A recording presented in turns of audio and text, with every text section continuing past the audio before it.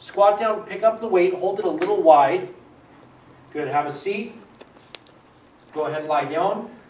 Drop your shoulders down while you're lying down. Put the weight directly above your chest. You want it in the center of your chest, right there. You want your wrists straight. You want your head nice and straight, looking up at that barbell. Plant your feet in the floor. Go ahead, breathe in on the way down, blow out on the way up. Now, you want to go down about an inch off of your chest. Not all the way down. You go all the way down, you're going to pinch on your shoulder and create problems in your shoulder. Go ahead, push up. If you notice that when she's going down, you don't want to move your elbows around. You want your elbow lined up to where the bar is going, the center of your chest. Go, breathe in on the way down, blow out on the way up. She's not waddling around. Everything is really strong and tight.